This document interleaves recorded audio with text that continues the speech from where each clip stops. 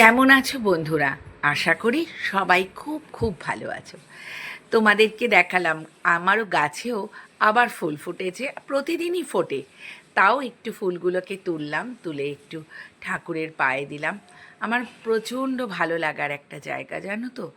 আসলে কি বলো তো, গাছগুলো যখন বসাই তখন তো ভাবি না গাছগুলো ফুল ফুটবে আর সেটা আমি ঠাকুরের চরণে দিতে পারবো। দেখো এই নীলকণ্ঠ গাছটা মাঝখানে না মরে মরেই যাচ্ছিল, জানো। প্রত্যেক দিন শিব ঠাকুরের স্নান করানোর জল দিতাম আর বলতাম যদি ফুল ফোটে ভোলে বাবার মাথায় দেব। যাই হোক, হয়তো ভোলে বাবার কৃপাতেই প্রতিদিনই দুটো তিনটে করে নীলকণ্ঠ ফোটে। জবাগুলো যে দেখছো, প্রত্যেকটা আমার গাছের জবা। এটাই আমার কাছে একটা পরম পাওয়া যে আমার গাছের জবা মায়ের পায়ে দিই। ঈশ্বরের কাছে প্রার্থনা করি তোমরা প্রত্যেকে ভালো থাকো, সুস্থ থাকো। কারণ জানো তো, এমন একটা সম্পর্ক হয়ে গেছে, মনে হয় প্রত্যেকটা বন্ধুর যদি একটু ভোরবেলা কোনো মেসেজ না দেখি বা কিছু, ভীষণ মনটা খারাপ লাগে। তারপরে দূরের শহরটাকেও তোমাদের কাছে একটু তুলে ধরলাম। কি সুন্দর লাগছে না শহরটা? দেখো, এক একটা বাড়ি এক এক রকম। এটা কিন্তু সত্যি খুব সুন্দর লাগে, ভীষণ ভালো লাগে। হয়তো চেনা নেই, জানা নেই, কিংবা এদের মধ্যেই কেউ আমার পরিচিত, তাই একটু তোমাদের সাথে ভাগ করে নিই। আসলে তোমরা আমার অনেক কাছের মানুষ হয়ে গেছো, পরিবারের মানুষ তো, তাই আমার ভালো লাগাগুলো তোমাদের সাথেও ভাগ করে নিতে ভালো লাগে। কোনো কোনো দিন হয়তো একটু ছন্দপতন হয় ঠিকই, তবে আবার চেষ্টা করি সামলে উঠতে। তারপর চলে এসেছি আসল পর্বে।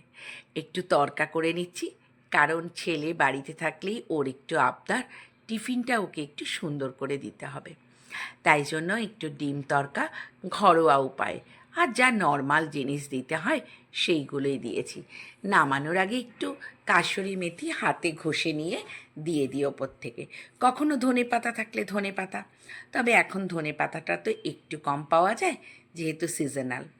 তারপর চলে অনেকটা সারাদিনের কাজকর্ম সেরে সন্ধেবেলা চলে এসেছি একটু কফি খেতে। আমার নিচেই এই ক্যাফে, সেখানেই এসেছি। আর দেখো, এটা আমার ছেলে খাচ্ছে কোল্ড কফি। আর যতবার আমি খেতে যাচ্ছি ও ততবার স্ট্রটাকে ঘুরিয়ে দিচ্ছে। দেখছো তোমরা কি কাণ্ড করছে আমার সাথে? আমি কিন্তু প্রচণ্ড রেগে যাচ্ছি, আর ওর ওপরে রেগেও থাকতে পারছি না, আবার রেগেও যাচ্ছি। এই করেই আমাদের মা ছেলের খুনসুটিগুলো চলতে থাকে। মাঝে মাঝে তো আমার কর্তামশাই বলেই ওঠে, দেখে মনে হচ্ছে ভাই বোন। যাক, টাটা তোমাদের। সকাল হয়ে গেছে, আমিও তোমাদেরকে চা নিয়ে একটু শুভেচ্ছা বার্তা জানানোর জন্য চলে এলাম। তার সাথে শুধু চায়ের শুভেচ্ছা, একটু ফুলও দেখাই। সব মিলেমিশে ভালোই লাগবে আশা রাখলাম। তোমরা সবাই খুব ভালো থেকো। শুভ সকাল, পাখিটাও দেখতে থাকো। সকালবেলায় একটা পার্সেল এসে হাজির হলো। দেখো কি সুন্দর করে পার্সেলটা দিয়েছে। দুটো তিনটে সিঙ্গাপুরি কলা আমি পার্সেল করেছিলাম, এত সুন্দর বক্সের মধ্যে করে দিয়েছে না, মানে কি বলবো। তাই তোমাদের সাথে একটু ভাগ করে নিলাম। আর এই চিড়েটাও আনিয়েছি। দিনকে দিন আমরা যেন কেমন কুড়ে হয়ে যাচ্ছি, কিন্তু আমাদের আগের জেনারেশান, মানে আমাদের বাবা কাকারা, ওনারা কিন্তু বাড়িতে বসে এত আরাম কোনো দিনই পায়নি। যতটুকুই প্রয়োজন হোক, ছোট জিনিস কিংবা বড় জিনিস, ছুটে ছুটে কতবার তারা দোকানে যেত। সেই দিনগুলোর কথা সত্যি মনে পড়ে। তারপর চলে এলাম ব্রেকফাস্ট করব। দেখতেই পাচ্ছ, ঘেমে নিয়ে আমি অ্যাকশান, কিন্তু বাড়ির মানুষদেরকে তো খাবার রেডি করে তুলে দিতেই হবে।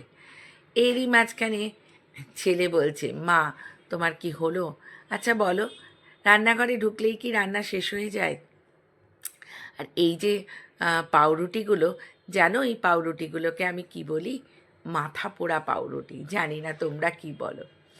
ডিমের পোচ দিয়ে খাবো বলে পাউরুটিগুলোকে একটু বাটার দিয়ে সেঁকে নিচ্ছি। তারপর রান্নায় বসিয়ে দিলাম। একদিকে একটু ঝিঙে আলু পোস্ত করছি, একদিকে কুমড়োর ছেচকি, আর নানা রকমের রান্নার তো চাপ থাকেই। তারপরে এটা ওটা সেটা, আর এই রান্নার ফাঁকে ফাঁকে কখনো আবার একটু ফেসবুকের কমেন্টস আপডেট করতে গিয়ে রান্নাটাও হয়তো পুড়ে যায়, কিন্তু ওই ভয়ে আমি এখন আর রান্না বসিয়ে বিশেষভাবে আর করে উঠতে পারি না। কারণ দুদিন আমার খুব ক্ষতি হয়েছে জানো বন্ধুরা, তাতে বাড়ির লোকেরাও একটু রেগে যায়। দেখো পায়রাগুলোকে তোমাদেরকে একটু দেখালাম, ওদের মধ্যেও কী সুন্দর মিলমিশ বলো, দেখলে আশ্চর্য লাগে। অথচ 4-5টা মহিলা আমরা একসাথে থাকলে বেশি দিন আর এক জায়গায় টিকে থাকা যায় না। এটাই হয়তো মানুষ আর পশুতে পার্থক্য। মানুষের মধ্যে নানা রকম ইগো, হিংসে, অনেক কিছু। যাক ছাড়ো ওই সব কথা। চলে এসেছিলাম সিটি সেন্টারে একটুখানি কেনাকাটি করব বলে, ওই জন্য। সিটি সেন্টারটা ভীষণ ভালো লাগে, তবে খাবারের দামগুলো একটুখানি কস্টলি, তাই না? তোমরা কিন্তু আবার ভেবো না যে আমি খুব কৃপণ এইভাবে বলছি, না গো, তা ঠিক নয়। আসলে কখনো কখনো তো মনেই হয় বলো যে একটু নর্মাল জিনিসগুলো যদি অতিরিক্ত দাম হয়, তখন প্রত্যেককেই তো অর্থটা কষ্ট করে উপার্জন করতে হয়। এটা বিগ ব্যান নয় বিদেশের মতন, তবে বেশ সুন্দর একটা জিনিস, আমার বেশ ভালো লাগে। আর এটা তো আমার ভীষণ প্রিয় জায়গা, তাই আমি সবসময় একটু ছুটি পেলেই, ফাঁকা পেলেই এখানে চলে আসি। একটু সন্ধ্যের আড্ডাটাও হয়ে যায়, স্ন্যাক্স খাওয়া কি একটু চা খাওয়া, তার সাথে ঘোরাঘুরি, হাঁটা, সব কিছু আমার বেশ ভালো লাগার জায়গা। তোমাদের এরকম ভালো লাগার কোনো জায়গা থাকলে আমাকে কিন্তু কমেন্টস করে জানাবে, আমি অবশ্যই চেষ্টা করব সেখানটা ঘুরে আসতে।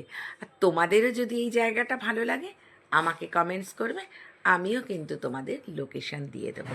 আজকে বিদায় নিই, টাটা।